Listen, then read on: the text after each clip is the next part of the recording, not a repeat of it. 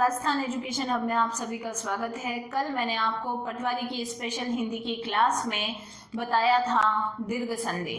आज मैं बात करने वाली हूँ गुण संधि के बारे में। तो देखिए, हल्का सा जो है मैं आपको बता दूं कि मोस्ट आईएमपी टॉपिक आएगा संधि। संधि कितने प्रकार की होती है? 3 प्रकार की होती है, स्वर, व्यंजन और है विसर्ग। अब देखिए, हमने कल स्वर संधि का एक पार्ट पढ़ लिया था जिसका नाम था दीर्घ संधि। आज हमें कौन सा पढ़ना है? सेकंड नंबर का पढ़ना है जिसका नाम है गुण संधि। तो देखो, मैं गुण और वृद्धि की जो है वो ट्रिक एक ही साथ आपको बता रही हूँ, ये भी आप ध्यान में रखना। ट्रिक एक साथ बता रही हूँ। करना क्या है?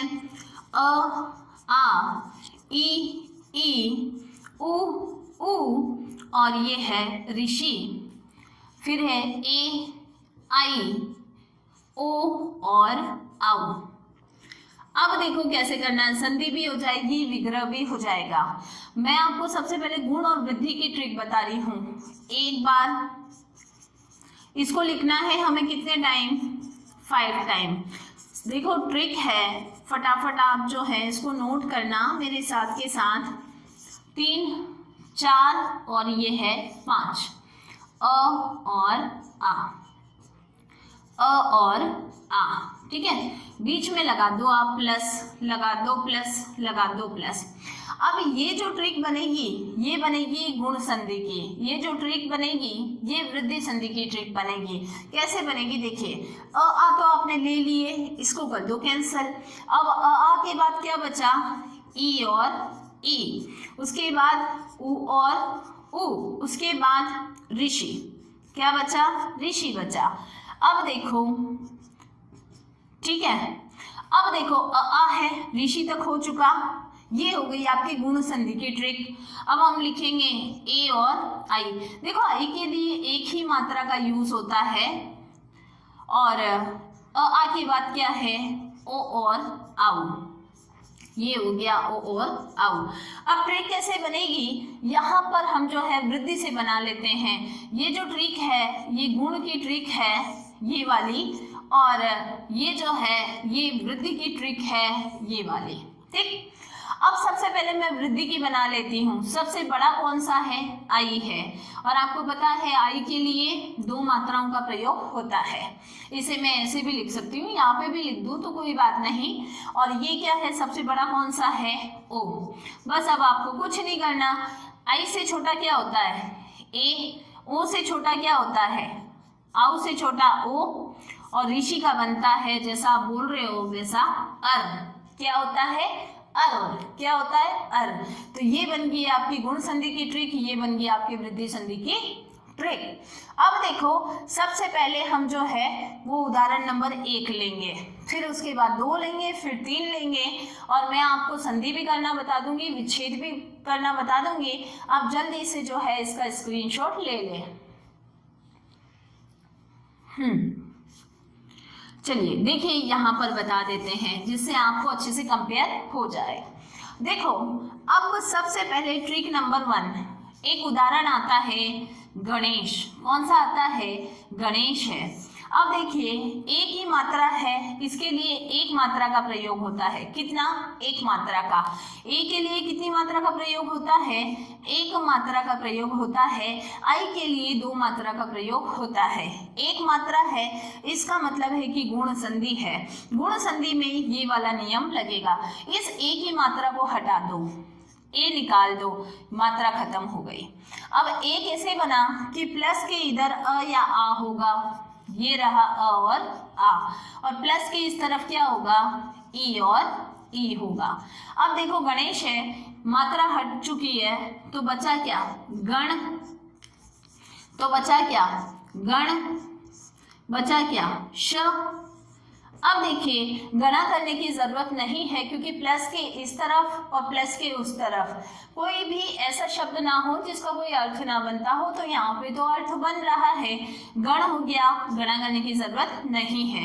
एक है इस और एक है ईश। आपको कौन सा लेना है? सही कौन सा लग रहा है? तो देखो, गणेश ईश आ रहा है, इसका मतलब सही कौन सा होगा? ये वाला होगा। ठीक है। अब हमें क्या करना है, वापस इसकी संधि करनी है, तो ण में क्या छुपा है, अ छुपा है, प्लस ई ले लो। अ प्लस ई बराबर क्या बनता है, अ प्लस ई बराबर ए बनता है। क्या बनता है, ए। और ए के लिए कितनी मात्रा होती है, एक। तो देखो ई को हटा दो, गण ऐसे का ऐसे लिख दो, श ऐसे का ऐसे लिख दो।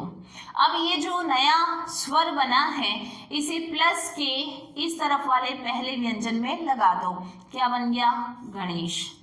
देखो 2-3 बार आप देखोगे, इसको समझोगे, प्रैक्टिस करोगे तो आपको रट्टा मारने की कोई जरूरत नहीं होगी। तो पहला उदाहरण तो आपने कर लिया कंप्लीट। अब हम एक और करेंगे, कौन सा, ओ वाला। अगर आपको गणेश वाला समझ में आ गया तो ओ वाला भी आ ही जाएगा। देखो ओ वाले में क्या करना है, बहुत बढ़िया उदाहरण आता है जलोध। कौन सा आता है, जलोध है। ओ की मात्रा है, ये रही ओ की मात्रा। अब इस मात्रा को हटाना है तो ओ हटा लो, ये हटा लिया, ओ हटा लिया। अब देखो ओ कैसे बना, प्लस के इधर अ या आ है और इस तरफ जो है वो उ और ऊ है, अ आ उ है। अब देखें होगा क्या, ये मात्रा हट चुकी है तो बचा क्या, जल धन। अब देखो ल है तो अब कौन सा ऊ आना चाहिए, एक तो है, सॉरी ध, जल ध। कौन सा ऊद आना चाहिए, छोटा ऊ या बड़ा ऊ। तो देखो जल धन ऊद, जलोद। बोलने में भी कैसा आ रहा है, बड़ा आ रहा है, तो इसका मतलब जल धन उद क्या होगा, उद होगा, यानी जलोद होगा। वापस अगर आप करेंगे तो ल में क्या है, अ है और ये ऊ है। अ प्लस ऊ बराबर क्या बनता है, ओ बनता है। और आपको पता है कि ओ जो है वो आपको क्या करना है, प्लस के इस तरफ वाले पहले व्यंजन पे लगाना है। तो ये हो गया जल, ध ऐसे का ऐसे ले लो, ध ओ की मात्रा है तो ये हो गया जलोद। ये हो गई आपकी ट्रिक नंबर 2 कंप्लीट। आया इतना समझ में, देख ले आप। चलिए अब हम तीसरी बात करते हैं।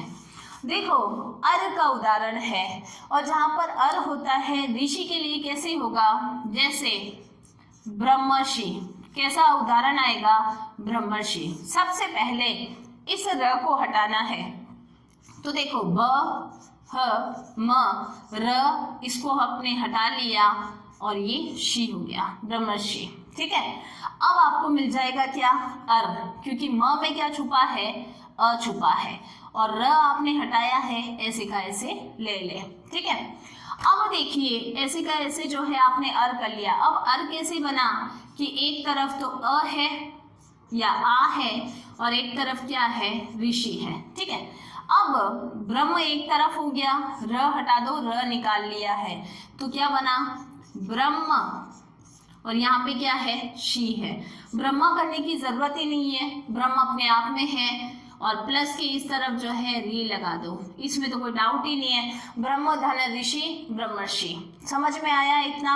वापस वैसे के वैसे ही अगर आप विग्रह करोगे तो म में क्या छुपा है, अ, और ऋषि ऐसे का ऐसे हटा लो, हटा दिया। अब आपको ही पता है कि ऋषि के लिए कौन सी मात्रा आती है, री की आती है, तो आपको वापस क्या करना है, ब्रह्मर्षि, ब्रह्मर्षि। और इस तरीके से जो है आपका वापस विच्छेद संधि के रूप में परिवर्तित हो जाएगा। तो आज जो है आपकी गुण संधि कंप्लीट हुई। कल हम बात करेंगे वृद्धि संधि की।